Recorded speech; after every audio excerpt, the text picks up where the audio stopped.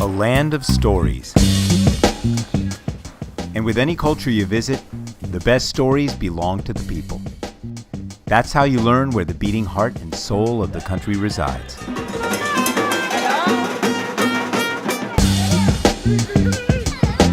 And a common thread I discovered during my short time here was that nothing and no one are what they seem. A city in disrepair is, in reality, the largest blank canvas in the world for artists. An historic military site reveals the wonders of the sea.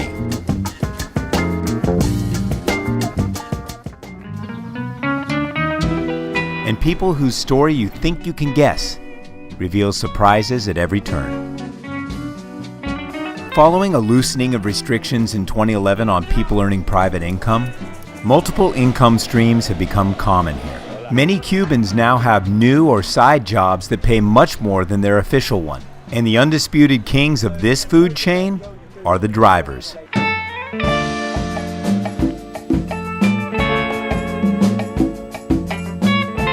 In a country where people are looking for ways to break out of the planned economy, drivers hold a valuable resource: a car.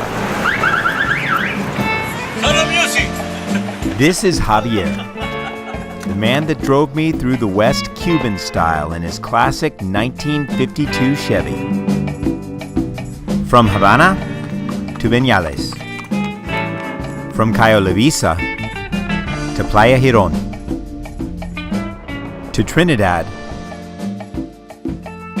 and back to Havana. An epic road trip made even more so by the man behind the wheel. Near the end of our trip, he took me to a quiet neighborhood in Havana where he said he had a surprise for me.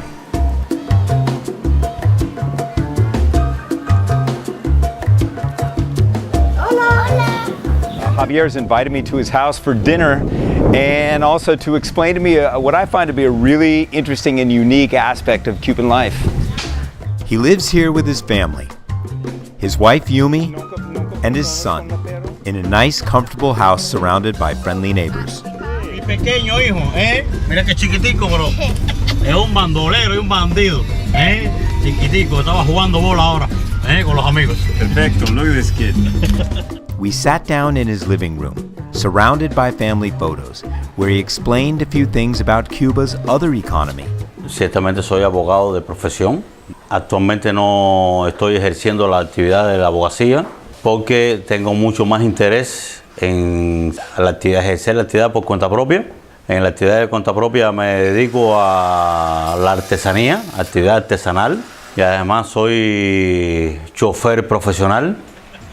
Ciertamente siendo chofer profesional y haciendo trabajo artesanal me es mucho mejor desde el punto de vista económico porque mi economía, para mi familia, para mi casa, para mis cosas personales, me renumera mucho más economía que siendo solamente abogado.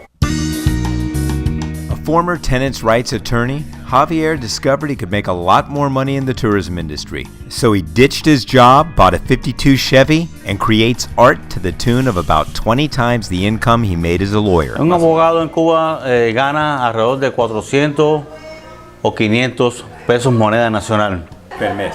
Por mes. Es lo que más o menos gana. Everywhere we went, I saw Cubans like Javier increasing their income by joining the private sector. ¿Su situación es común en Cuba? No es que sea común, pero sí se ve con bastante frecuencia.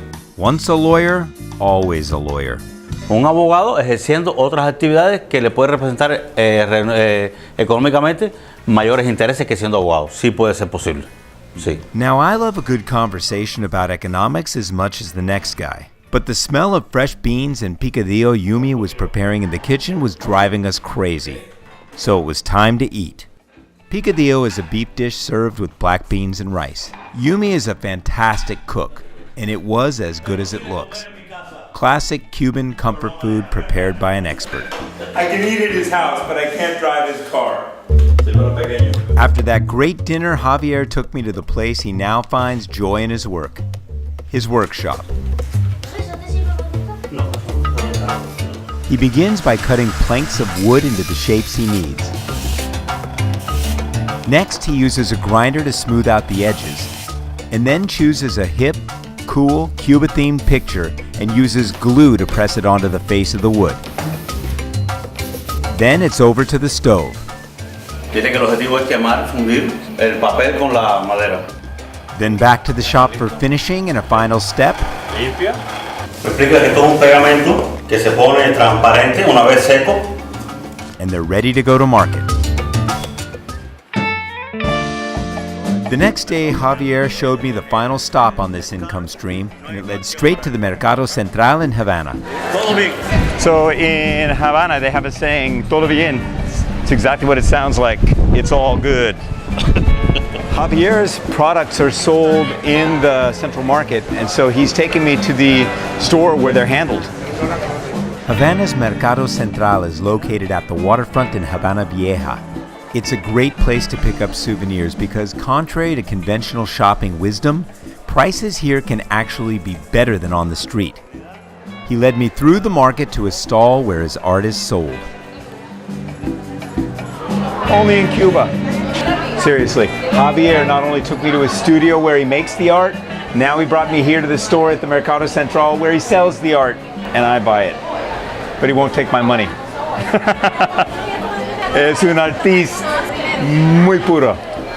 Where else in the world could you do something like this? This is just awesome. Viva Cuba.